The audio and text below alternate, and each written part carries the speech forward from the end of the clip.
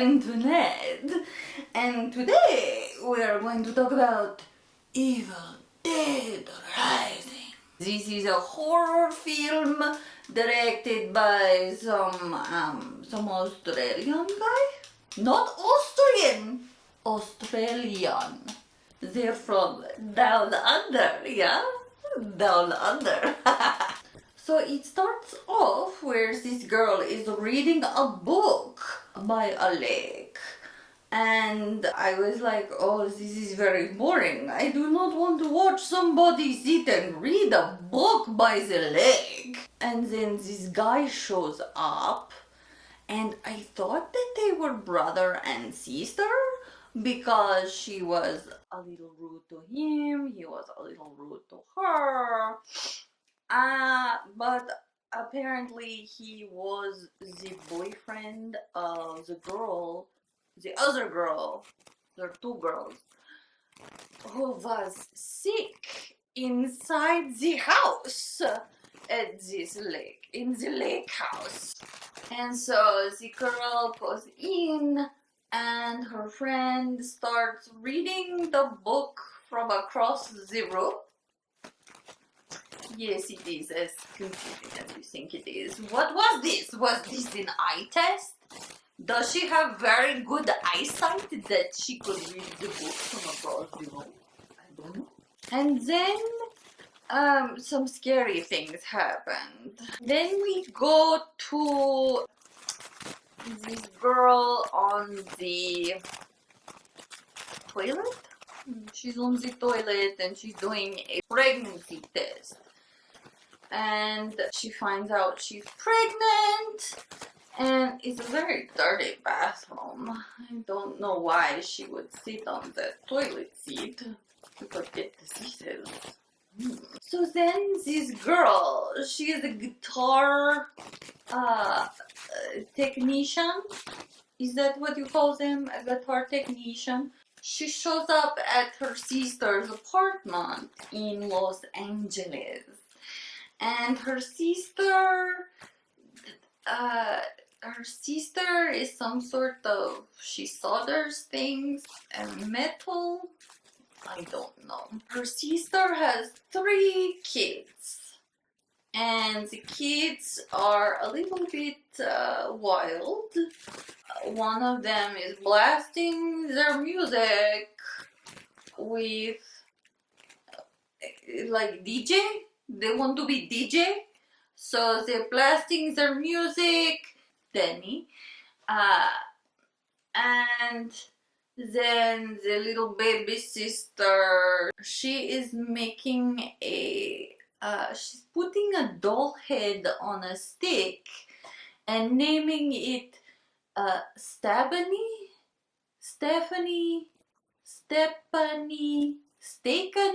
something like that. But she's going to use the doll head on the stick to stab people. So we know she needs to go to therapy. And the middle sister, I don't remember much about it. So the guitar technician's name is Beth. And the sister with the 3 kids, her name is Ellie. So Beth shows up at Ellie's apartment in Los Angeles, and Beth is like, oh, we need to talk. And so Ellie sends her 3 kids out by themselves to go get pizza. They don't really get very far on their conversation. I guess Ellie's husband left them, maybe? And then the kids come back with the pizza. And there's an earthquake when the kids are parking the car in the garage, the underground car garage. And then there's a big hole that opens up in the bottom of the garage. So the kids, because they were not raised right, decide to jump into the hole. Why would you jump into an open hole that is just opened up from an earthquake. I don't think that's in the safety preparedness guides. I think that is the opposite of what you need to do in safety preparedness. And that is just an example of why public education is failing us all, yes? Okay, so then the boy Danny, he jumps in this hole and he finds the Book of the Dead. Now, if you have watched any of the other Evil Dead movies, you know what this means. And then Danny also finds like audio recordings of the book. So then Danny comes out of the hole with the book, and the little girl is eating pizza off of the ground. And then they go upstairs and plays the audio recordings and releases the demon. And all hell breaks loose. Spoilers! If you don't want to know all the juicy secrets in the Book of the Dead, you need to go away now. Go away. We'll wait. Are they gone? Okay. So the demon possesses Ellie, and she goes from being the worst mother ever to the scariest mother ever. And she's got crazy looks. She wastes a bunch of eggs in the frying pan, which, I mean, if you know what the cost of eggs were recently, that seems very wasteful. I do not agree with Ellie making the children eggs, because they can just eat bread, you know?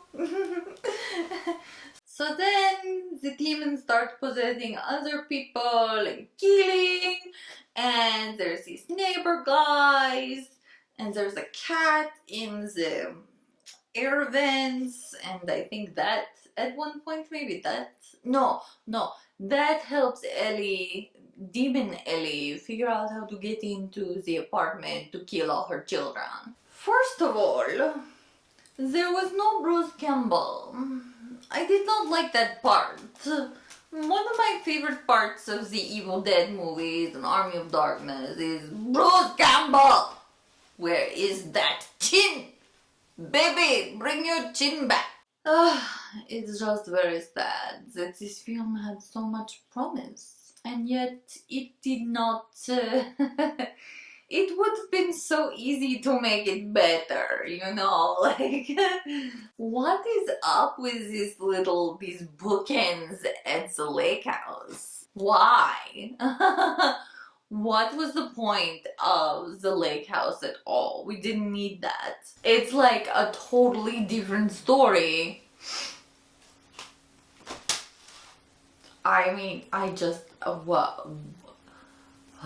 You know, it was a mishmash. It was all of these, like, they stole from The Shining, you know, the elevator with the blood, the garage when Ellie is, like, crawling on the ceiling,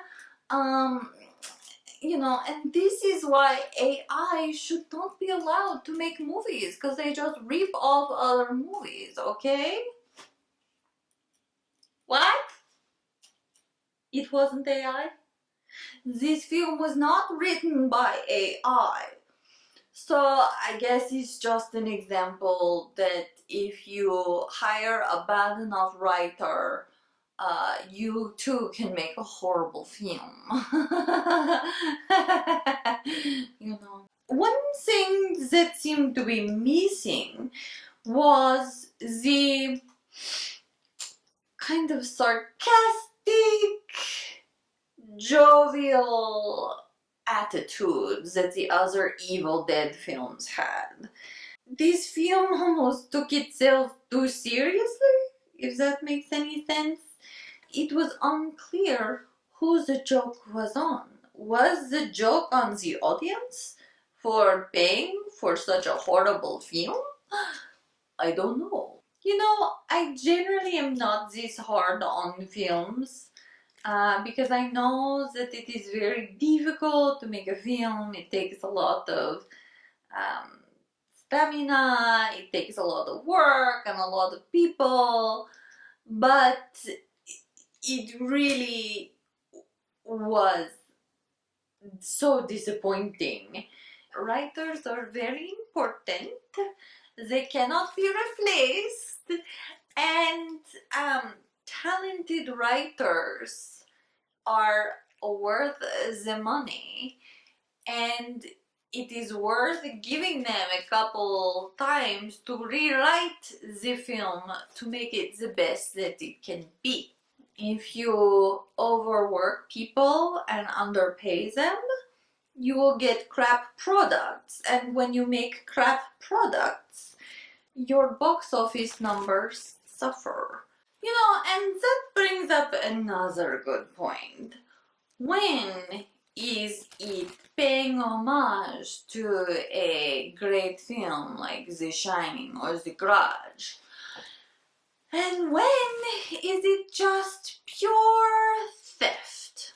There was no, oh, this is bright and unique and different. This is something I've never seen before. I didn't have that moment. Did anybody else notice how they ripped off Fargo? They putting the people's bodies through the meat grinder? I don't understand why. Why? The wood chipper. Yes, it was a wood chipper. They already did that in Fargo, sweetie. And I don't know why they hired an Australian man to tell a very American or a very relevant American story that relates to women. There was opportunity there. This could have been a wonderful film, but I feel like the person in charge of telling the story did not have the skills to do so. As you know, I have a very special rating system for the films that I review. You either get the guillotine for films that I hate, or you get the cute little fluffy pink sheep. If it's like, it's okay, but it's not great, but it's okay. Or you get champagne. Champagnes for the creme de la creme of the films. The ones that make me feel all bubbly and happy inside. Unfortunately, this film did not make me feel bubbly or happy inside. It was not a thrill to watch. It was badly crafted, and it was a waste of time. So for that, I give you the guillotine! Try better. Okay. Feel free to tell me what you think in the comments. If you like what you're hearing, if you like what you see, hit the like button. If you think that I am the bee's knees, please subscribe, follow me. That's it. Thank you so much for watching. Bye bye. Go away. Go away. Go.